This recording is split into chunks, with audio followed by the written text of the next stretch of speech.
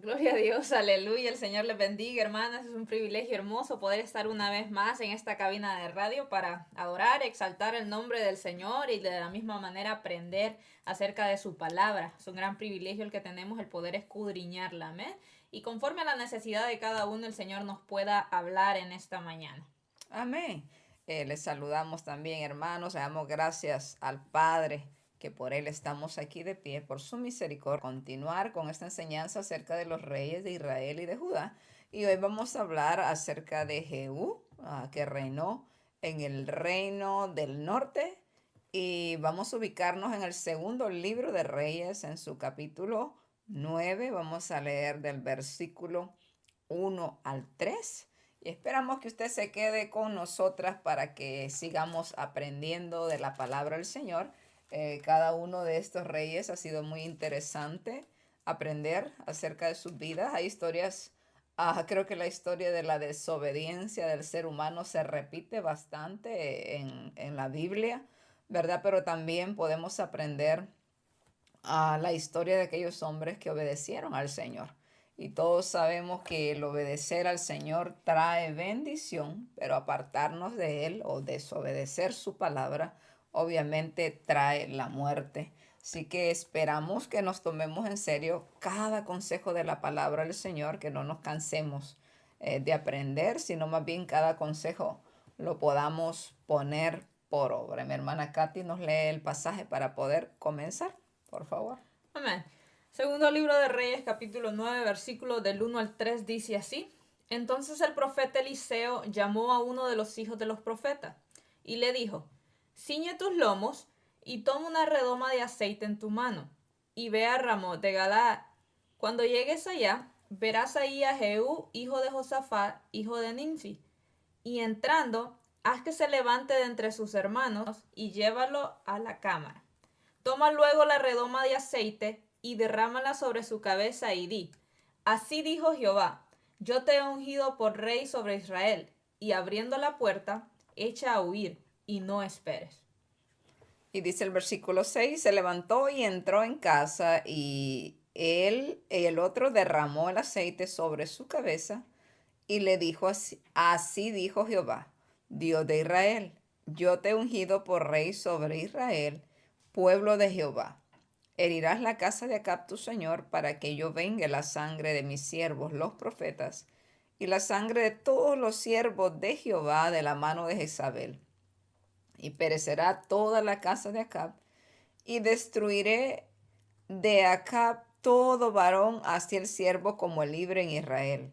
Y yo pondré la casa de Acab como la casa de Jeroboam, hijo de Nabat, y como la casa de Baasa, hijo de Ahías. Y a Jezabel comerán los perros en el campo de Jezreel, y no habrá quien la sepulte. Enseguida abrió la puerta y echó a huir.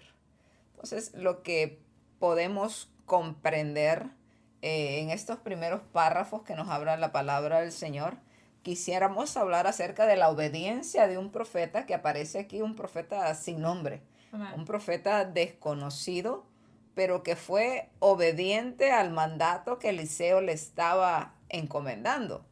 Y podemos ver a través de las escrituras, si usted ve la historia de los reyes, que el hecho de que hubiera un rey en el poder y se levantara otro, eso implicaba que había como un golpe de estado. Obviamente iba a haber una guerra. Tenía que haber un rey muerto o un rey que se dispusiera a ceder la corona normalmente a sus hijos para que el reino siguiera y estuviera en paz. Pero cuando miramos la escena aquí de lo que Eliseo le está diciendo a este profeta, que vaya a ungir a Jehú por rey, nos enseña la escritura que en ese tiempo todavía estaba vivo Joram en el reino del norte, que era hijo de Acab, y en el reino del sur estaba Ocosías, hijo de Atalía. Entonces, por lo tanto, ya podemos ver un obstáculo bastante grande, un peligro que corría este profeta al ir a profetizar, obviamente, y a ungir otro rey. Su vida, si el rey que estaba gobernando se enteraba, eso implicaba que este profeta, una muerte segura, que lo podían matar. pero miramos que él se va no importando. Él va a cumplir ese mandato de su maestro, de Eliseo, ¿verdad? Que sabemos que era un profeta que se desempeñaba en ese tiempo y tenía mucho respeto, ¿verdad? Por todo el pueblo que temía al Señor. Y Amén. este profeta con un nombre desconocido va y cumple la misión aún exponiendo su propia vida. Amén. Y tenemos que recordar que esta era palabra que el Señor ya había hablado a través de el profeta Elías, una sentencia que había dado sobre la casa de Acab, que iba a ser destruida. Entonces el Señor, yo me ponía a analizar esta sentencia y al mismo tiempo a recordar las palabras del Señor, porque miramos a un Dios que lo que dice lo cumple. Él dijo que esta casa iba a ser erradicada dado a tanto pecado, dado a tanta desobediencia de parte de Acab y de parte de su descendencia en sí, porque hasta sus mujeres hicieron lo malo ante los ojos del Señor. Y que en sí esto malo hizo que un pueblo, el pueblo del Señor, pecara en su contra. Entonces el Señor trae juicio, porque la desobediencia siempre trae juicio, hermano, siempre trae consecuencias, siempre trae algo malo. Tenemos que meternos, creo, eso en la cabeza constantemente. Si yo desobedezco, va a pasar algo que no es de beneficio a mi vida. Y el Señor, cuando nos dice que obedezcamos, es por ello, porque quiere cosas de bien, tiene planes de bien, nos dice su palabra para nuestra vida. Pero la desobediencia, aparte esos planes, quita, o sea, pone como un stop el propósito que el Señor tiene para nuestra vida. Y si nos metemos eso en la cabeza, creo que nuestras vidas cambiarán y empezaremos a vivir una vida conforme a la voluntad del Señor y obedeciéndole a Él, sabiendo que la obediencia trae bendición para nuestra vida y que el obedecer al Señor tiene que nacer de nuestro corazón. Es una actitud de agradecimiento por lo bueno que el Señor ha sido. Pero no miramos esta actitud en la vida de Acab, sino que miramos un hombre desobediente, un hombre que el Señor da este juicio que su casa va a ser erradicada, que no va a haber descendencia de este hombre que siga gobernando en el reino. Y la obediencia de este profeta es una obediencia que creo que la tenemos que aplicar a nuestra vida. Porque usualmente el cristiano, el hijo de Dios del siglo en el que vivimos, dice obedecer al Señor, pero obedecemos al Señor a nuestros términos, como yo quiero obedecerle, no como el Señor nos manda en su Biblia, a obedecernos, como nos manda en su palabra. Usualmente nosotros decimos obedecer al Señor, pero en nuestros términos, como a mí me parece y no como al Señor le parece. Y no miramos esto en la actitud de este profeta. Eliseo le dice, tú vas a ir y vas a ungir a este hombre, y este hombre no anda preguntando, pero ¿qué pasa si me botan la cabeza? O sea, me pueden botar, me van a descubrir, me pueden matar. Recordemos que hay un rey en el trono, sigue vivo Ocosías, sigue vivo Joram. En el reino del norte sigue vivo Joram. Entonces, esto implica que este hombre está haciendo traición contra el rey. Está haciendo algo... Supuestamente, si lo miramos en el término de los hombres, está haciendo traición porque está yendo a ungir a otra persona. Entonces, este hombre pudo haberse preguntado, ¿esto puede causar un daño a mi vida? ¿Puede ser... perjudicial? ¿Puedes perjudicar mi vida? O sea, lo que el Señor me manda a hacer no tiene nada, no es de bienestar para mí, no va a ser algo... No le conviene. No me conviene a mí, sería la palabra. Pero no miramos la actitud de este profeta de esa manera, sino que miramos un profeta que lo que se le dijo fue hacer. Y yo me ponía a pensar esto en mi vida. ¿Cuántas veces el Señor me ha dicho, haz esto? Pero yo quiero primero entender todo lo que el Señor quiere hacer antes de ir a hacer lo que el Señor me ha dicho que tengo que hacer. Amén. Muchas veces nosotros queremos entender antes que obedecer, y no miro esta actitud en este profeta, sino que miro un hombre que obedeció. Porque el Señor nos manda en su palabra a que le obedezcamos, no que entendamos lo que Él nos quiere, lo que nos manda hacer o lo que tenemos que hacer, sino que lo obedezcamos y que recordemos sus promesas. El Señor tiene planes de bien, dice su palabra, pensamientos de bien para nuestra vida, y el Señor no nos va a mandar a hacer algo que no sea para nuestro bien, que no sea para nuestro beneficio. Entonces, si algo tenemos que aplicar de la actitud de este hombre, que aunque no se menciona su nombre, es un gran ejemplo para nuestra vida, es obediencia. Amén. Obediencia ante todo, hermano. porque nosotros tendemos en este siglo a querer hacer tantas cosas para el Señor, que yo voy a ayunar, que yo voy a orar, y son cosas buenas, no me vaya a malinterpretar, creo que son cosas perfectas, o sea, cosas que nosotros que tienen que ser actitudes del cristiano constantemente, poder humillar nuestra carne y decirle, Señor, te necesito, pero de nada serviría, hermano, hacer tantas cosas si no tenemos obediencia al Señor. Estaríamos aparentando algo que no somos y el Señor nos conoce, porque esto era lo que hacían los fariseos. Esta gente adoraba supuestamente y hacía tantas cosas religiosas, pero sus corazones estaban lejos del Señor porque no obedecían lo que mandaba las Escrituras. Y pueda que nosotros muchas veces estemos haciendo millones de cosas para el Señor, pero estamos fallando en lo más básico que el Señor nos pide y que demanda de nosotros, que es la obediencia. Entonces, si nos podemos examinar y nos ponemos a pensar en nuestra vida, ¿cuáles son las áreas que el Señor me ha dicho, haz esto y no lo estoy haciendo? He estado desobedeciendo al Señor en esta área. ¿Cuáles son las cosas en que nosotros tenemos que examinarnos y decir, es necesario que yo vuelva a obedecer al Señor? Pueda que no lo entienda, pero tengo que obedecerlo. Porque este hombre estaba poniendo en riesgo su vida por obediencia al Señor. Porque es que en sí la palabra nos dice que aquel que pierde su vida en sí la está ganando. Tenemos que entender eso. Nosotros no perdemos nada cuando decidimos obedecer al Señor, sino que estamos ganando, porque el que obedece gana el favor de Dios. ¿Y quién no quiere el favor de Dios en su vida? Sí, ya que tú hablas a veces de sacrificios vanos, ¿verdad? Creemos nosotros como iglesia que el ayuno es algo muy importante, ¿verdad? Que son, aunque gente no los considera sacrificios ayunar, pero para muchos sí, ¿verdad? Para muchos puede hacérseles tan difícil no comer un solo tiempo, ¿verdad? Porque creo que uno de los pecados que más se vive en este tiempo es la gula y que poco se habla. La Biblia habla acerca de la glotonería, tomándolo en cuenta como un pecado, y es cuando a nuestro cuerpo le damos los excesos, cosas que no necesitan. Entonces, el abstenerse de alimentos cuando ayunamos, esto simboliza decirle al Señor, yo dejo esta carne, ¿verdad? Dejo el placer de mi carne hoy y voy a tratar de buscar lo espiritual, de buscarte a ti. Entonces no nos vaya a malinterpretar de lo que estamos haciendo, de lo que estamos diciendo. Creemos que el ayuno es algo muy importante en la iglesia y que nos falta mucho, ¿verdad? Que se cuenta tanto de personas, o en la actualidad podemos ver gente usada por el Señor, pero hay gente que se somete a buscar al Señor, que dejan esa fritanga, ¿verdad? Todos los días, y esa comedera y el afán de este mundo, y se sumergen a buscar la presencia del Señor. Creo que son cosas que como iglesia debemos de buscar y jamás tenerlas en poco. El problema es que podemos ser, como dice la palabra de Dios en el libro de Isaías 58, que nos habla acerca del ayuno, porque el Señor les reprende por medio del profeta y les dice, clama a voz en cuello, no te detengas, y dile a este pueblo que sus ayunos están siendo inválidos, que sus ayunos están siendo mal hechos, porque ellos dicen, ayunan pero oprimen al pobre, ayunan pero miran al hambriento tener hambre y no le dan comida, ayunan pero ven a su prójimo desnudo y no le visten.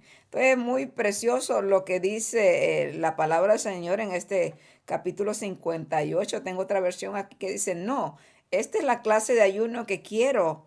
Pongan en libertad a los que estén encarcelados injustamente, alivien la carga de los que trabajan para ustedes, dejen en libertad a los oprimidos y suelten las cadenas que atan a la gente. Compartan su comida con los hambrientos y den refugio a los que no tienen hogar. Denle ropa a los que la necesiten, y no se escondan de parientes que precisen su ayuda. Entonces su salvación llegará como el amanecer y sus heridas sanarán con rapidez. Su justicia los guiará hacia adelante y atrás los protegerá la gloria del Señor. Entonces cuando ustedes llamen, el Señor les responderá, sí, aquí estoy. Les contestará enseguida. Levanten el pesado yugo de la opresión, dejen de señalar con el dedo y de esparcir rumores maliciosos. Alimenten a los hambrientos y ayuden a los que están en apuros. Entonces su luz resplandecerá desde la oscuridad, y la oscuridad que los rodea será tan radiante como el mediodía. Y ni sabemos por qué nos metimos hablar del ayuno en esta hora, pero esta mañana yo leía este pasaje y lo compartía con mis hermanas acerca del ayuno, ¿verdad? Que podemos hacer sacrificios vanos. Pensamos que estamos agradando al Señor, pero el Señor lo que quiere en sí es un corazón obediente, un corazón limpio, un corazón que sepa reconocer que se equivoca, ¿verdad? Porque nosotros podemos hacer tanto delante de la gente, pero el Señor, ¿quién engaña al Señor? Si como dice, verdad, ese salmo, ¿a dónde huiré de tu presencia, Señora? ¿A dónde me esconderé? Entonces, no nos hemos salido del tema, no se preocupe. Estamos hablando de que este profeta que fue ungir a Jehú y que no tiene nombre, que hay mucha gente en la Biblia, no tal vez mucha gente, pero hay personajes en la Biblia que aparecen anónimos, Amén. pero que hicieron grandes cosas, como aquella mujer, ¿verdad? Que habla cuando Joás andaba buscando a aquel que se había rebelado contra David, una mujer que aparece sin nombre y dice que esta mujer es la que salva una ciudad, la que le bota la cabeza a ese rebelde y la entrega a Joab y salva a todo un pueblo. Entonces hay una mujer que aparece en el anonimato, pero que actuaron con sabiduría. Entonces, la obediencia es algo que podemos repetir tanto en este programa y que usted puede ver a través de la Biblia. Creo que es una palabra que todos debemos de comprender, no solamente repetir, sino tratar de vivir conforme a esa palabra y nosotros nos evitaríamos muchos dolores de cabeza, muchos azotes que nos vienen por causa de tomar en poco la palabra del Señor. Y algo que a mí me aterra siempre es pensar en aquel que el Señor desechó, que fue a Saúl, que el Señor ni siquiera quería hablarle después, que ese hombre anhelaba que Dios le hablara, pero Dios ya se volvió como su enemigo. Realmente no podía escuchar la voz más y creo que eso es lo más terrible que nos puede pasar a nosotros, mis hermanos. Creo que es algo tan lindo que a usted le puede faltar muchas cosas materiales, pero si tenemos al Señor de nuestro lado, si estamos caminando en el camino correcto, como dice la palabra, si el Señor es con nosotros, ¿quién contra vosotros? Sí, Y es algo que debemos valorar y que nos enseñan estos primeros párrafos. Y recuerde que este programa se llama Escudriñando las Escrituras. Y eso es lo que tratamos de no pasar por alto, versículos que son clave. Así que no tenemos prisa de correr y decir que hemos estudiado mucho, sino más bien en cada pasaje de la Biblia que nos topemos, tratemos de poderle sacar el jugo. Estamos ubicados en Segundo Libro de Reyes, en su capítulo 9.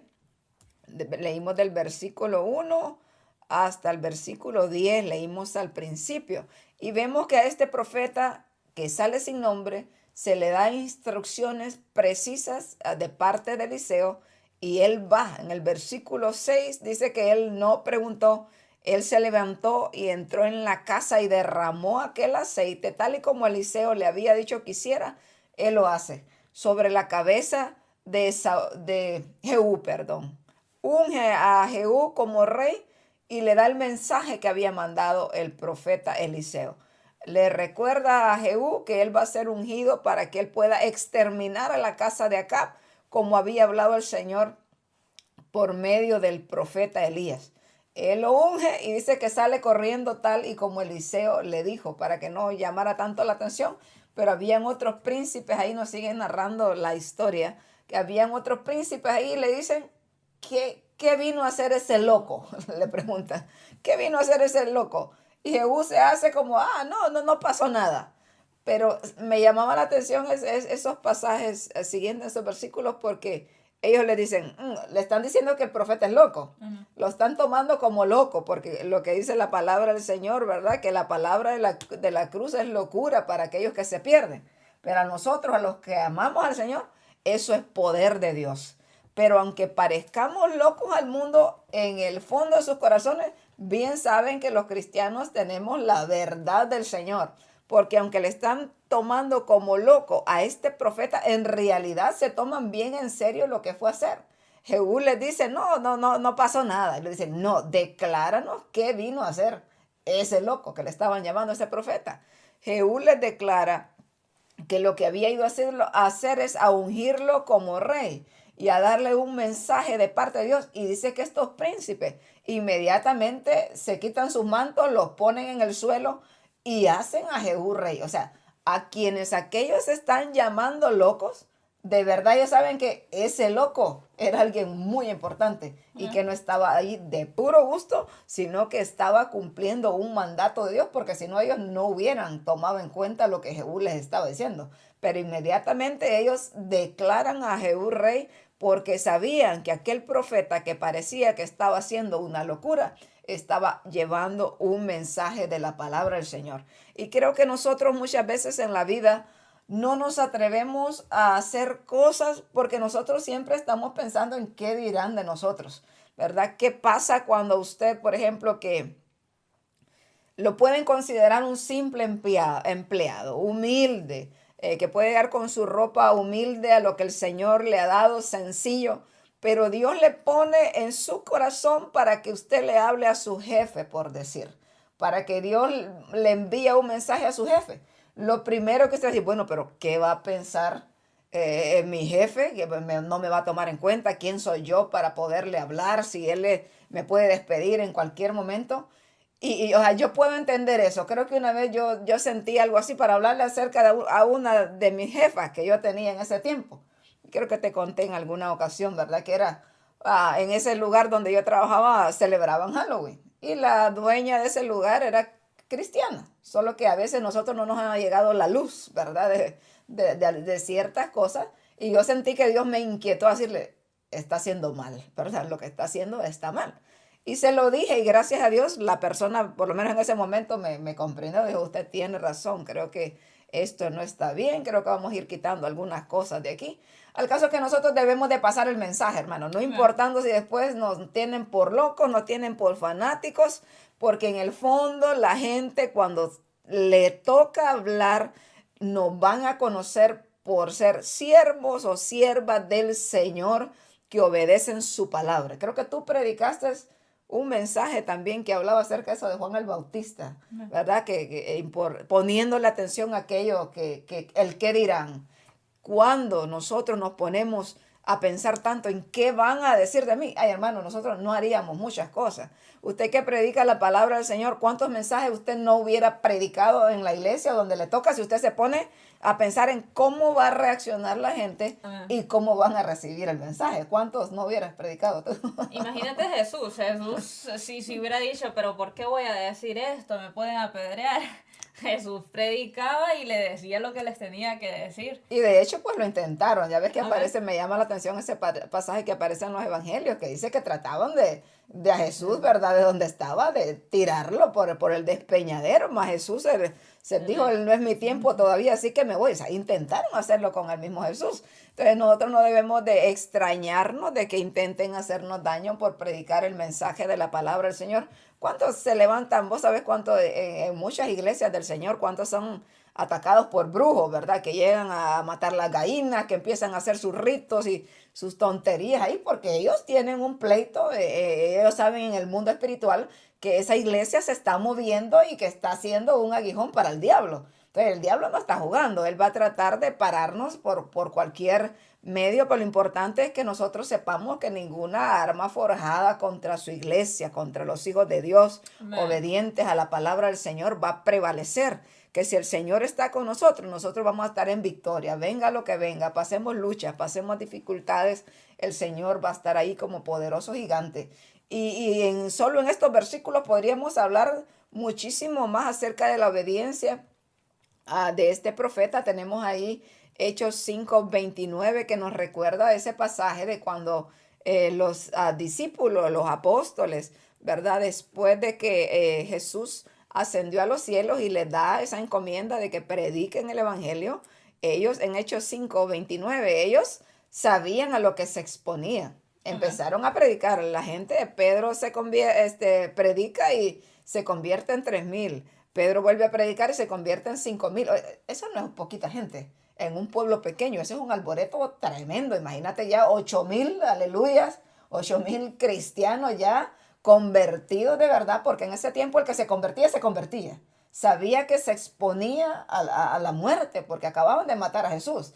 Estaban persiguiendo a los apóstoles, estaban persiguiendo a sus discípulos. Entonces la gente que se convertía, ese hijo cristiano, porque de verdad lo era. Sabía lo que se exponía. Y dice que meten preso a Pedro y a Juan. Los ponen en la cárcel, pero llega un ángel en la noche y los saca por predicar el evangelio, no por andar de chismosos, ¿verdad? No por andar delinquiendo, no, porque muchos cristianos en el tiempo pueden, ese es el tipo de prueba que muchos podemos tener, nos metemos a problemas por nuestra lengua, nos ponemos a problemas por nuestras malas actitudes. Pero estos hombres estaban ahí por predicar el evangelio, los azotaban, los azotaron, hermanos. Recuerde eso, que no era que le daban chicles, era que los azotaban, y los azotes a veces tenían clavos, pedazos de metal en las puntas, era que les arrancaban la carne, no era que les daban una pedradita, ¿no? Era tirarles a matar, y aquí realmente a que se asustaran, a que no volvieran a predicar, ¿verdad? Pero el Señor envía un ángel, lo saca, y me llama la atención mucho que dice que cuando van a buscarle, bueno, y no eran los que tenían presos ahí, y los van a buscar a la cárcel y se dan cuenta que la cárcel está con candado, está súper segura, que ahí como que nada pasó. El ángel lo sacó de una manera sorprendente porque todo quedó ahí sellado, y creo que ahí la misma misericordia del Señor, porque el hecho de que los presos se le escaparan a los guardias implicaba de maten a los guardias porque fueron negligentes con su trabajo. Pero el Señor cuida aquí también a estos guardias, mire, porque todo estaba selladito, solo ellos no se explicaron de la manera que ellos estaban fuera. Y ahí es cuando estos hombres dice que dijeron, es necesario obedecer a Dios antes que a los hombres. Ustedes podrán tener toda la autoridad que quieran de matarnos si quieren, pero el Señor nos ha dado una orden y a Él obedeceremos. También hay que aclarar que no es que aquí nosotros nos vamos a pasar las leyes de la tierra cuando éstas no hacen daño, no afectan en la obediencia a Cristo. Por ejemplo, si usted maneja, usted sabe que una luz en rojo no se pasa, ¿verdad? Y hay un stop ahí, o stop, como usted le diga, usted tiene que parar. Si le dicen que la velocidad es a 30 en una ruta, en las escuelas, por ejemplo, ¿verdad? Que es tan delicado. Entonces usted sabe más como hijo de Dios que no debemos de violar esas leyes. No se trata de eso, pero cuando se trata de que la ley nos quiera impedir hablar o testificar del nombre del Señor, obedecerle al Señor, es algo muy diferente. Entonces, era la posición de este profeta aquí, ¿verdad? Amén. Que sabía que había un rey puesto, era la autoridad máxima hablando de todo ese país, por decir así, pero hubo una voz superior, un mandato de parte de Dios, el cual le dice, ve y unge a otro, porque yo estoy desechando a este. Porque era gente perversa, recuerda que era un hijo de Acab, y que el Señor había, y no era porque por gusto, recuerde que esta gente fue perversa, Acab, Jezabel, y este era un hijo de ellos, y Dios dijo, yo no les voy a dejar a ustedes ni rastro de su descendencia, porque una criita que se levantara de esto era igualito que sus padres. Amén. Y miramos a un Jehú que rápidamente recibe la palabra, y no es un hombre que se queda como, no, sí, recibí palabra y así, y me quedo tranquilo, el Señor en su tiempo lo va a hacer, sino que rápidamente se levanta y hace lo que el Señor le manda a hacer. Porque tendemos nosotros también a recibir palabra del Señor, a decir, tú tienes que hacer esto, pero tendemos como a dejar, sí, el Señor habló, pero habló. Ay, más tarde. Más tarde, cuando pueda o cuando esté más preparado. Mucho pasa eso, que el Señor le dice a una persona, yo te he llamado para que prediques, o yo te he llamado para que hables las buenas nuevas del Evangelio. Y cuando hablo de predicar, hermanos, no nos mentalicemos de un púlpito. Nuestra predicación puede ser fuera, en la calle, en la calle, en el trabajo, con la familia, en todo lugar. Y todos somos llamados a eso, a predicar de aquel Dios que nos ha cambiado, a dar testimonio de ese Dios que antes nosotros a ver qué éramos, y el Señor nos sacó desde el lodo cenagoso y nos ha puesto, hermano, y nos ha vestido. ¿Y qué no ha hecho el Señor con nosotros? Amén. Es motivo de dar testimonio de Él. Y miro a un hombre que se levanta, Jehú se levanta a hacer lo que el Señor le manda a hacer. Y en el segundo libro de Reyes, capítulo 9, versículo 30, dice así: vino después Jehú a Jezreel, y cuando Jezabel oyó, se pintó los ojos con antimonio, y atravió su cabeza y se asomó a una ventana. Y cuando entraba Jehú por la puerta, ella dijo: ¿sucedió bien a Zimri, que mató a su señor? Alzando él entonces su rostro hacia la ventana, dijo: ¿quién está conmigo? ¿Quién? Y se inclinaron hacia él 2 o 3 eunucos. Y él les dijo: echadla abajo. Y ellos le echaron, y aparte de su sangre y parte de su sangre, salpicó en la pared y en los caballos, y él la atropelló. Amén. Miramos aquí igualmente, primero hemos estado hablando acerca del profeta anónimo, pero aquí también miremos a un Jehú que acaba de ser ungido, ¿verdad? Por el Señor, por ese profeta, pero con un mandato del Señor, y un Jehú que comprende para qué estaba siendo puesto por rey. Dice que va a cumplir con esa misión que el Señor le estaba encomendando. Miramos a Jehú, un hombre muy aguerrido, ¿verdad? Amén. Como de bastante sangre fría, que no se andaba tocando, ¿verdad?, la cabeza para pensar y ejecutar el plan. No era un plan nada fácil. Amén. Era, recuerde que pelear contra un rey, pues obviamente había que mentalizarse que vas a pelear contra un ejército, y se trataba nada más y nada menos que de la casa de Acab. Estaba Jezabel viva, y miramos que Jehú, perdón, va con aquella perversa que él sabía que era clave de eliminar, y de la cual Dios había dado un mandato que iba a morir por aquello que había hecho con Nabot, que arrebataron la viña de aquel inocente, poniendo ella testigos falsos. A Dios no se le olvidó esto, para Dios fue muy importante. Pero miramos una reacción curiosa de parte de Jezabel cuando llega Jehú. Y la palabra dice que ella se pintó los ojos con antimonio. Si usted busca en el diccionario, nos dice que antimonio es un metal que es como azul y que brilloso. En otras palabras, si usted es mujer, usted sabe lo que son sombras y con lo que se maquillan los párpados de los ojos, ¿verdad? Y que muchas mujeres usan en este tiempo, ¿verdad? Amén. Y se cree que ella lo hizo obviamente para seducir. Normalmente algo en nuestra cara, si algo se maquilla en el rostro, creo que los párpados, algo, yo me he dado cuenta de eso, que los párpados llaman mucho la atención. Los ojos es algo que, como algo Cautiva. principal en tu cara, ¿no? Y ella va y se los pinta con ese color oscuro. Creo que por eso es tan importante nosotras como mujeres del Señor, ¿verdad? ¿Cuál es nuestro arreglo? ¿Cuál es nuestro atavío? ¿Y con qué intención nosotros nos arreglamos?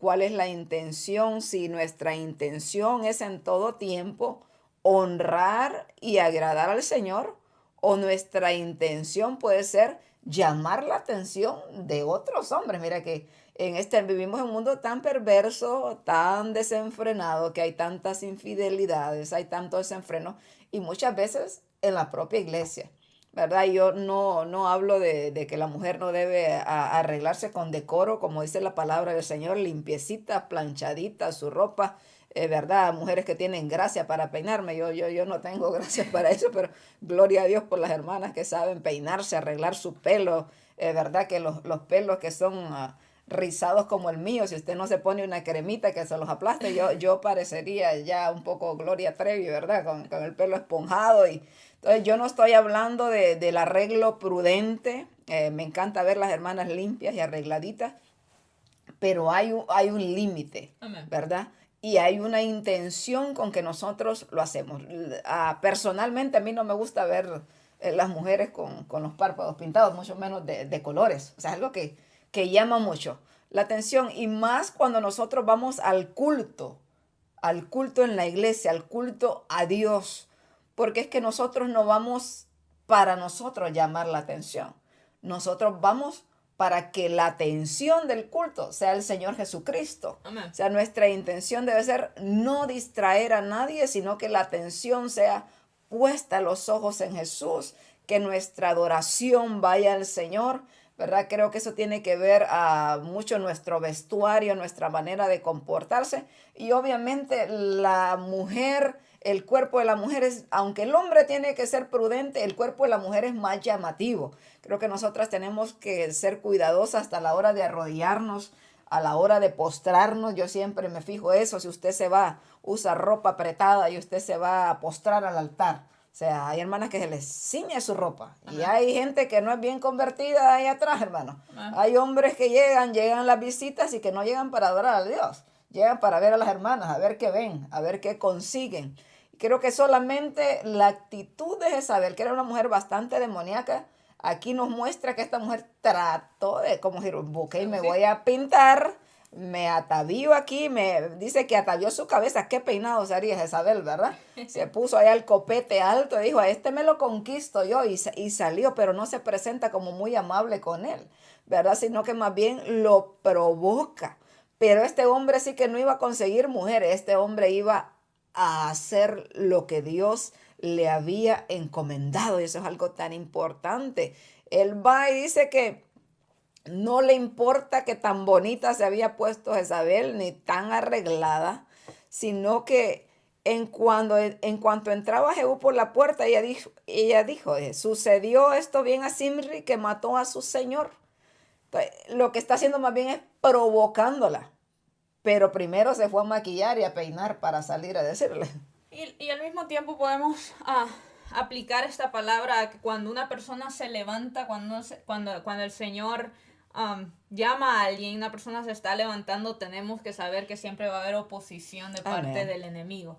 El enemigo Así va a tratar de seducir a esa persona para el pecado, para que vuelva a su antigua manera de vivir. Y puedo relacionar un poco esta historia con eso porque Jezabel está tratando de seducir a este hombre, De desviarlo. de desviarlo de lo que el Señor le llamó a hacer, del propósito con el cual él está en ese lugar. Y lo mismo pasa, hermano, en nuestra vida espiritual. Usted tiene que tener eso en mente. Y usted se levanta, el enemigo se levanta. No es que usted se levante y el enemigo se queda tranquilo. Nosotros tenemos una lucha constante, una lucha diaria, en el cual nuestro adversario está tratando de matarnos, no está jugando con nosotros. Creo que este es el gran problema del siglo en el que vivimos, que los cristianos están jugando a ser cristianos, pero el diablo no juega a ser diablo. Él quiere matar y destruir, literalmente. O sea, esto no es un juego, es literal.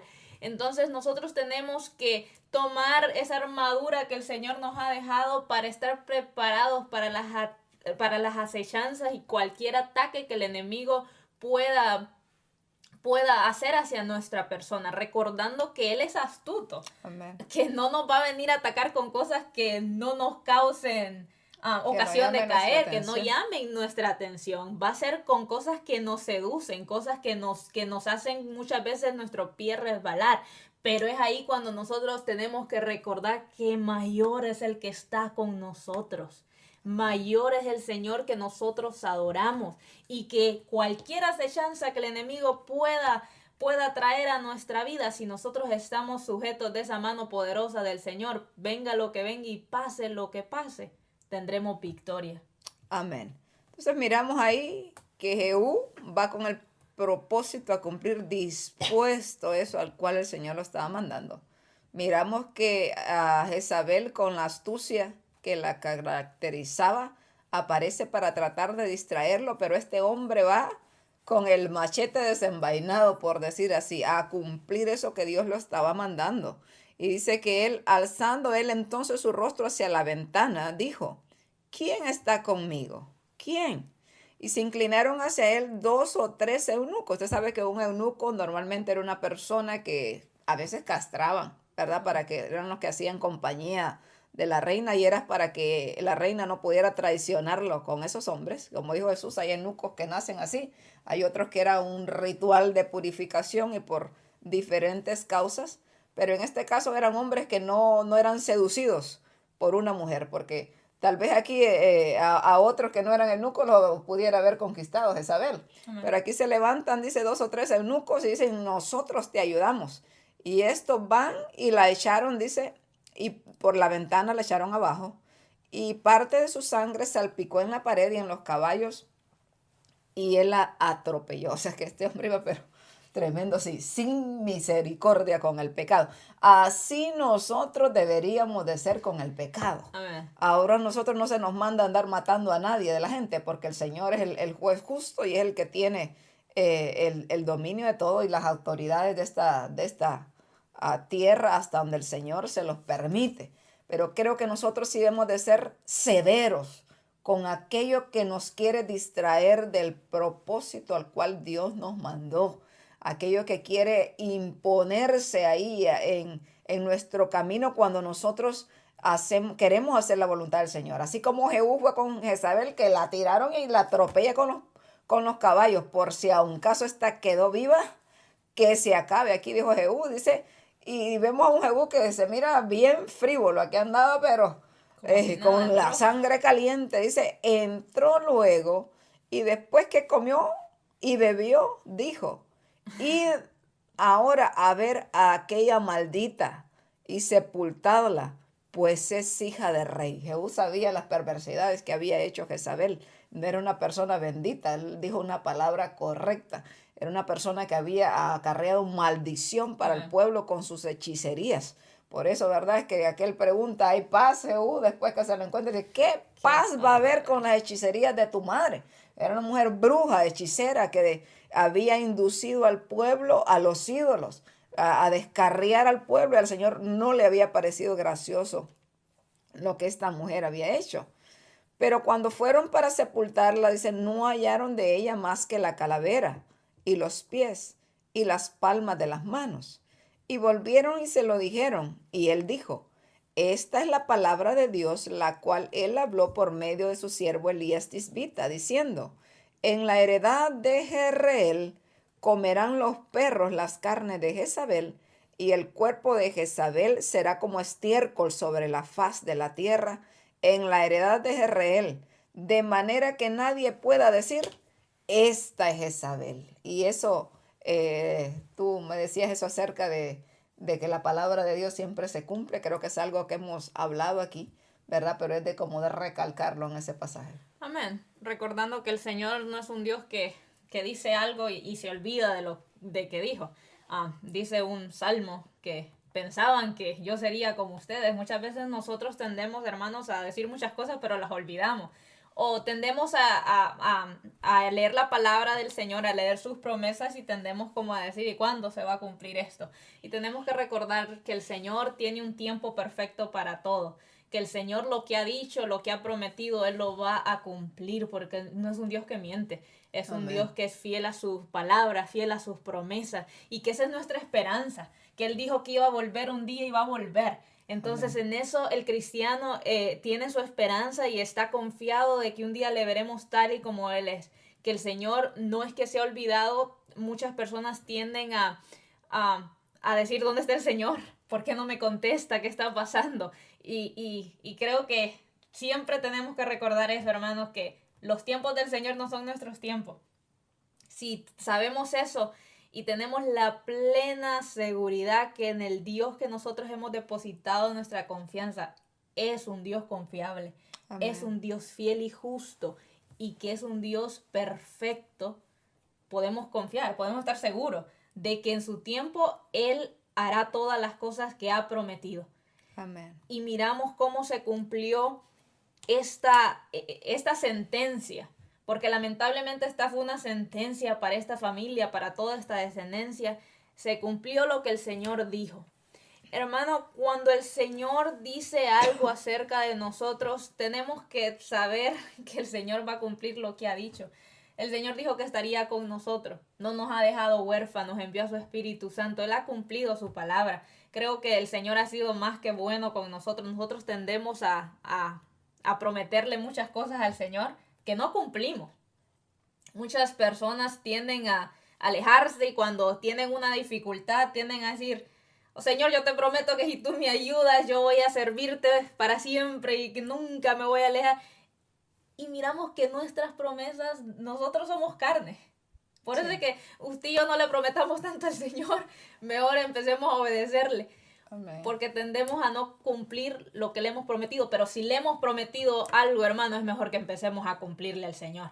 Sí, y que a veces nosotros, a mi esposo predicaba el domingo un mensaje muy precioso que decía eso, que a veces nosotros le pedimos tanto al Señor, pero a la hora que el Señor nos concede, el que Dios nos dé un don requiere responsabilidades. Y Amén. muchas veces cuando ya miramos la responsabilidad empezamos a murmurar, empezamos a quejarnos, ¿verdad? Por ejemplo, a eso le decía una hermana, bueno, si usted, porque hay gente que se emociona al ver, don de sanidades, ponerle las manos a alguien y que se levante el paralítico y miran como, wow, qué algarabía, ¿verdad? Amén. Pero yo le decía, hermana, el hecho de que usted pida un don de sanidades implica que usted esté dispuesta a que si alguien la llama a las 2 de la mañana, cuando el sueño está tan rico, ¿no? Y aquí que neva en Minnesota, tú sabes, las temperaturas congelantes, levantarse esa hora es terrible, hermano.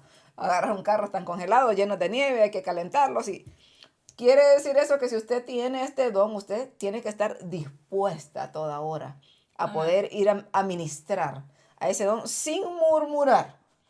Pero cuántas veces, ay, yo quiero dones espirituales, enseñamos dones, ay, Señor, yo quiero dones. El de lengua le gusta mucho, ¿verdad? Porque llama mucho la atención, pero a veces es una grande responsabilidad. Amén. Tú sabes que si tú tienes, si el Señor te da un don, tú no puedes falsificarlo, tú no puedes Amén. mentir, ¿verdad? Que es una responsabilidad No de se aprende. parte del Señor, exactamente, porque es para edificación de la iglesia, no es para que nos jactemos ni para que nosotros digan, wow, qué espiritual el hermano, porque a veces solo son apariencia y mucha gente hasta se atreve a fingir este tipo de cosas. Entonces es algo serio. Yo ahora le pedí al Señor, Señor, dame lo que tú quieras, porque tú sabes cuál es mi capacidad y si te voy a, yo no te quiero pedir algo que te quede mal, porque a veces yo he pedido dones, me gusta este don, cuando he estudiado acerca de esto, me gusta este don, pero al final yo le decía, Señor, dame lo que tú quieras porque tú eres el que conoces todas las cosas y sabes si yo te estoy pidiendo mal y más bien tú tienes el conocimiento de ver qué yo puedo administrar. Porque la palabra habla de eso, que el Señor dio, repartió los talentos conforme a la capacidad de cada uno. Entonces a veces nosotros queremos, un pastor, por ejemplo, quiere su iglesia de 5,000 miembros. Oh, qué iglesia, no me iglesia, yo quiero una de esas de así, pero no No puede ministra con los los 50 que tiene, ¿verdad? Tiene 50 y no es capaz de supervisar a esos 50, ¿verdad? Porque es difícil, hermanos, trabajar con seres humanos. Usted que trabaja, que conoce de lo que estoy hablando, es difícil trabajar con seres humanos. Yo soy testigo, ¿verdad? Mi esposo de que quedó en esta obra hace cuántos años, ya hasta perdí la cuenta, ¿verdad? Pero creo que 13 años cumplimos el año pasado de que mi esposo esté pastoreando y yo estoy ahí para ayudarle.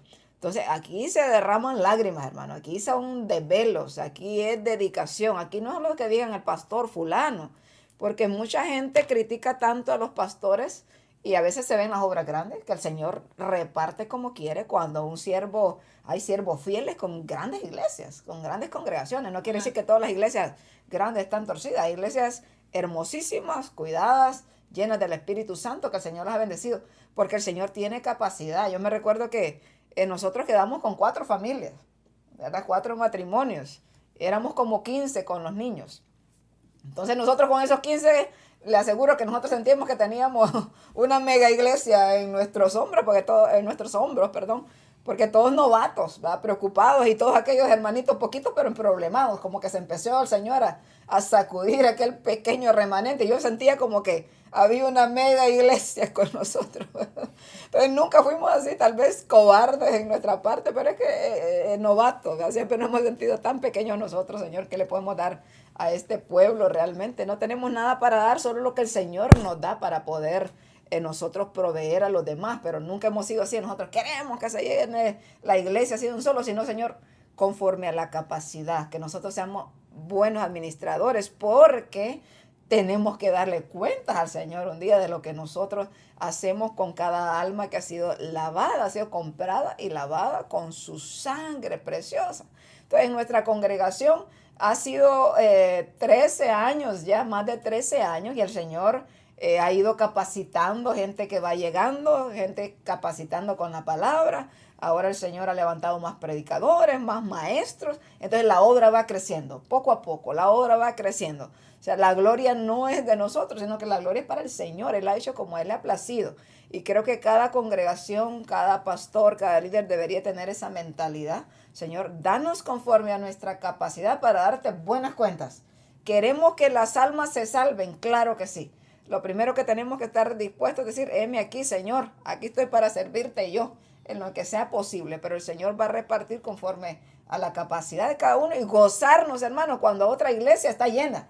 Aleluya, que Él tiene 500, yo tengo 50, gloria a Dios. Entonces, Dios ha capacitado a aquellos más, están dispuestos más que nosotros a trabajar y el Señor lo está bendiciendo. Lo que nosotros queremos es que el reino de los cielos se siga expandiendo, amén, que las almas se sigan salvando y que el Señor las vaya colocando donde Él quiera. Y mire que nos hemos ido por otros lados donde no pensamos tocar, pero el Señor sabe por qué Amén. nos lleva a cada pasaje. Y tú decías algo importante que creo que muchas veces no tendemos a analizar.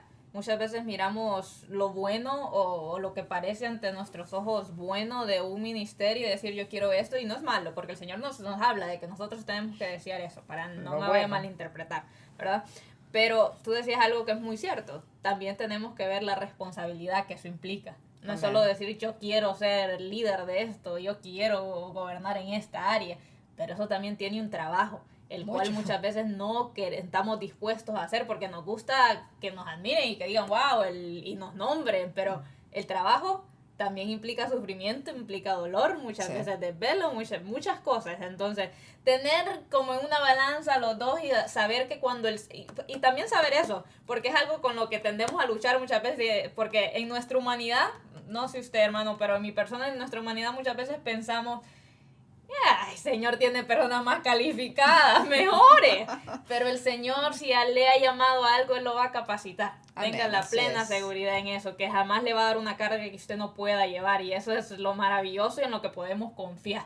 Que aunque no sabemos qué nos espera en un futuro y que el Señor nos pueda dar más allá, pero Él nos va a capacitar para lo que sea que Él nos haya llamado a hacer.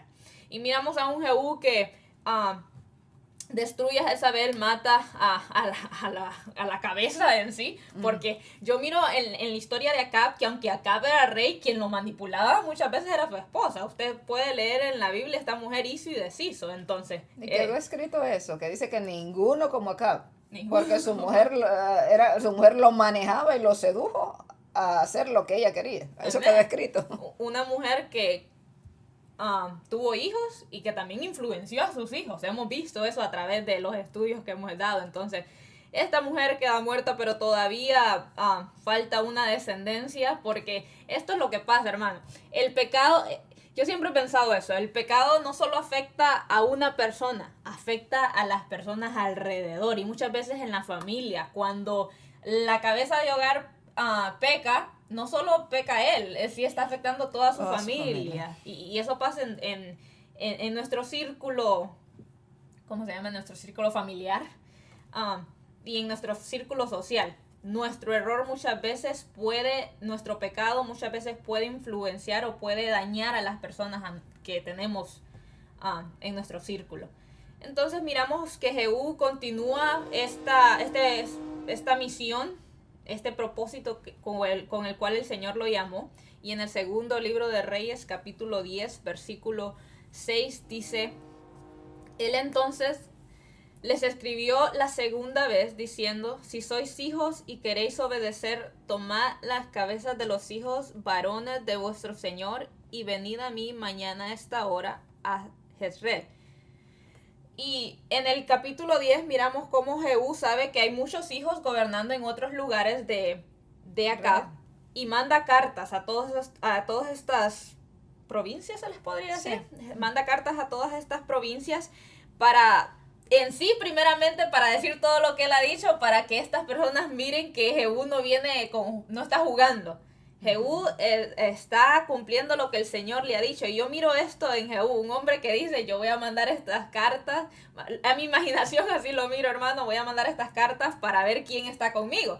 Porque recuerde que Jehú está atacando a un reino, está atacando a la cabeza, a quien está gobernando. Entonces me imagino que Jehú sabe que hay personas que se pueden levantar en su contra. Obviamente, personas que lo quieren matar. Entonces Jehú tiene que saber quién está a su favor y quién no está a su favor. Y ahí es cuando entramos a estos versículos, que él manda estas cartas diciéndoles quiénes están conmigo y quiénes no. Y si ustedes están conmigo, tienen que cortarle la cabeza a todos estos hijos de Acab, a todos estos varones, y venir a mí mañana a esta hora a Jezreel. Y los hijos del rey, 70 varones, estaban con los príncipes de las ciudades que los criaban.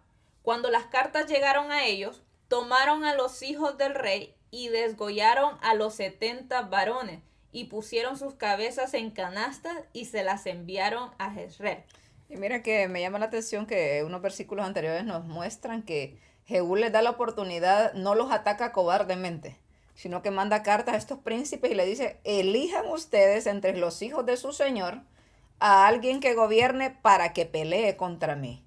Pero los líderes de esas ciudades, siervos de Acab, no tuvieron valor porque él ya había matado a Jorán y a Ocosías. Amén. Y dijo, si dos reyes no pudieron contra él, ¿cómo nosotros vamos a poder pelear contra Jehú? Miraron a un rey fuerte que se había levantado y muy aguerrido, muy decidido. Entonces, los mismos cuidadores de los hijos de Acab, que se entiende que estaban pequeños aquí todavía, eran jóvenes y todavía tenían maestros que los cuidaban. Usted sabe, los hijos de reyes muy cuidaditos, pero ellos más bien deciden de ponerse del lado de Jehú y matar a los hijos de su propio amo, porque estos no estaban dispuestos a dar a su vida como el profeta. Aquí podemos ver cuando alguien trabaja por un sueldo y alguien trabaja por amor estos no conocían al Señor, obviamente eran siervos de acá, pero nos da un buen ejemplo, ¿verdad? Todo el contraste de lo que hizo el profeta, que no le importaba si lo mataran por cumplir la orden del Señor, pero aquí miramos a los siervos de Acab dándole la espalda a su amo, porque lo que querían ellos era salvar su vida. Entonces podemos ver una triste escena que acontece con los hijos de Acab. Me recuerda esto a poner dos ejemplos así bastante en el lado opuesto, ¿verdad? Mueren estos 70 hijos de Acab, se entienden que eran hijos y descendientes. Aquí dice hijos. Normalmente los reyes tenían muchas mujeres y trataban de hacer fuertes sus reinos teniendo muchos hijos, pero se entiende que había muchos descendientes aquí de acá. Entonces mueren por completo decapitados, ¿verdad? Porque había una palabra de parte del Señor, aunque parezca grotesca la escena, muy sangrienta la escena, pero era una orden dada por el Señor que había que cumplirse.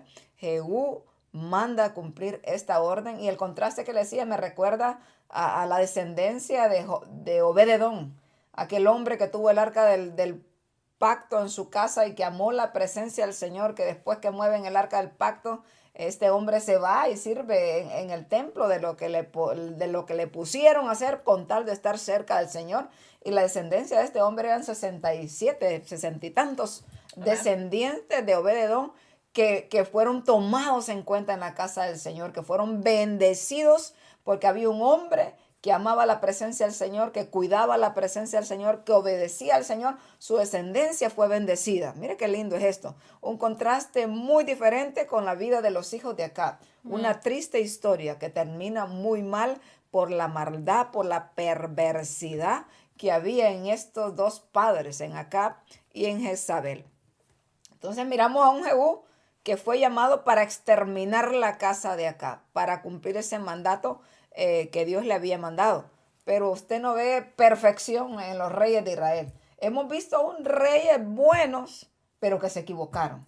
Eso podemos ver la debilidad del ser humano y el cuidado que tenemos que tener como ser humano. Por muy rectos que nosotros seamos, nuestro corazón puede tender a descarriarse y a fallarle al Señor. Creo que cada día podemos pedirle misericordia al Señor. Creo que es lo que he aprendido yo acerca de estos reyes, que del rey más bueno usted ve que habían tachitas, habían manchas, pero lo más lindo de todo que veo es que el Señor toma las intenciones de nuestro corazón y que Él no mira como nosotros miramos. Porque, por ejemplo, a Asa y a Josafat dice que esos hombres buscaron al Señor en todos sus días y quedaron como reyes buenos, pero se equivocaron. Entonces, el segundo libro de Reyes 10, 29 al 31 dice, con todo esto Jehú no se apartó de los pecados de Jeroboam, hijo de Nabat, que hizo pecar a Israel y dejó en pie los becerros de oro que estaban en Betel y en Dan. Y Jehová dijo a Jehú, por cuanto has hecho bien, ejecutado lo recto delante de mis ojos, e hiciste a la casa de Acab conforme a todo lo que estaba en mi corazón, tus hijos se sentarán sobre el trono de Israel hasta la cuarta generación. Mas Jehú no cuidó de andar en la ley de Jehová Dios de Israel con todo su corazón, ni se apartó de los pecados de Jeroboam, el que había hecho pecar a Israel. Te podemos ver una vez más un rey que cumplió una parte de lo que el Señor le mandó, pero miramos una obediencia a medias. Aunque el Señor, como es justo, toda esa obediencia que él tuvo la premia, bendiciendo hasta a sus hijos hasta la cuarta generación, ofreciéndoles un reinado. Entonces Dios es un Dios justo que jamás se queda con nada. Y nosotros de cada historia de la Biblia lo que nosotros tenemos que aprender son aquellas cosas buenas. Y las cosas que están malas aprender para no imitar a aquellos que se equivocaron, porque miramos que las consecuencias son gravísimas. Siempre la obediencia, la santidad va a traer paz y gozo a nuestras vidas, hermanos. Eso deberíamos de aprenderlo. Otra cosa que podemos aprender por medio de este pasaje es que normalmente nosotros no entendemos las órdenes que Dios nos da cuando nos las da. No siempre el Señor quiere explicarnos, no, es que fíjate que vas a hacer esto, porque allá en el futuro vas a chocar y yo ahora te estoy evitando que tú llores. No, nosotros empezamos a llorar muchas veces con la orden que el Señor nos está dando en ese momento. Pero en este caso debemos de aprender de la obediencia de este profeta sin nombre y de la obediencia de Jehú, que se levantaron a hacer lo que Dios les estaba mandando a hacer sin cuestionar, sin preguntar por qué, sino simple y sencillamente porque el Señor lo ordenó. Qué iglesia más linda fuéramos si todos comprendiéramos eso. Amén. Nosotros tenemos que pedirle al Señor, sinceramente, que nos ayude, porque nosotros podemos querer caminar en un camino derecho delante de Él constantemente, pero si Él no está con nosotros, de nada serviría, caeríamos constantemente. Amén. Pero tenemos la gracia y la misericordia del Señor, que todavía, hermanos, su brazo no se ha cortado para con su pueblo y está ayudándonos y diciéndonos que este camino no es fácil y tampoco es que se acabará mañana. O sea, un camino largo, difícil, pero es posible porque Él está con nosotros. Si Él está con nosotros, ¿quién en nuestra contra? Amén. Amén. Creo que hemos llegado al final de este programa, agradeciendo al Señor por haber hablado a través de nuestros labios, aprendiendo lecciones que debemos de aplicar en nuestra vida, acordándonos de la obediencia que tiene que estar constante en todo momento, amén. Recordando que no trabajamos para el hombre, trabajamos para el Señor y que Él demanda de nosotros obediencia constantemente en nuestra vida. Sí, amén. Esperándolo, hermano, que siga acompañándonos hasta donde el Señor nos ayude a seguir estudiando de estos reyes, que creo que en mi vida han sido de gran bendición. He aprendido grandes lecciones de estos hombres que, como decía Lucy, son hombres que tendieron algunos a seguir al Señor, pero tuvieron fallas. Y creo que es el caminar de nuestra vida constantemente, y creo que no me dejará usted mal tampoco. Nuestra vida constante es caminar conforme a la voluntad del Señor, pero en ese caminar como seres humanos tendemos a desmayar muchas veces o tendemos a equivocarnos y tendemos a que este camino es de altos y bajos, pero que en nuestros bajos hemos visto la misericordia del Señor, el brazo del Señor, su mano sosteniéndonos, porque no es porque seamos fuertes, porque nos la podamos todas, sino es la pura misericordia del Señor, hermanos. Pablo dijo que el que piense estar firme, mire que no caiga. Y entonces eso apliquémoslo en nuestra vida.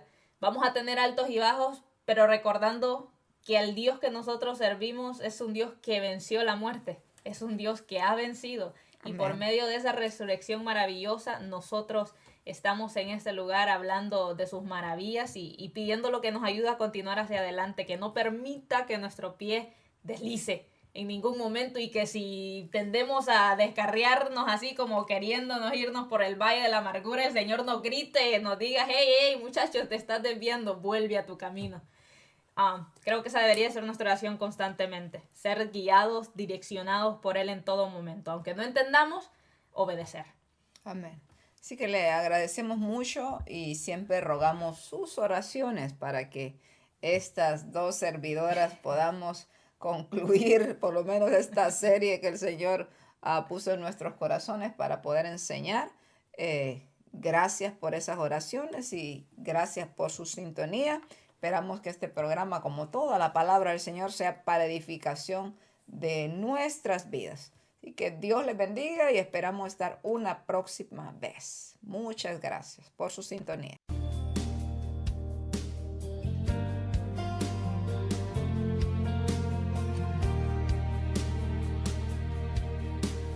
Tu palabra es como aceite sobre mis heridas. Es el agua en el desierto y el calor en el invierno. Tu palabra es la voz que me habla en la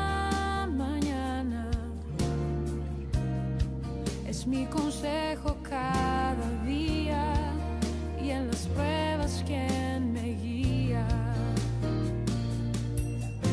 Podría estar perdido como un náufrago en el mar y aún perderlo todo hasta el aliento. Podría estar hambriento como un niño sin hogar, pero yo sé que tu palabra siempre a mí me sostendrá.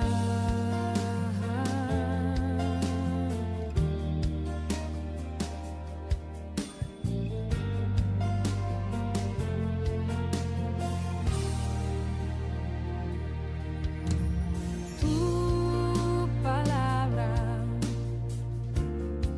es como dulce miel para mis labios, es la perfecta melodía que me deleita cada día.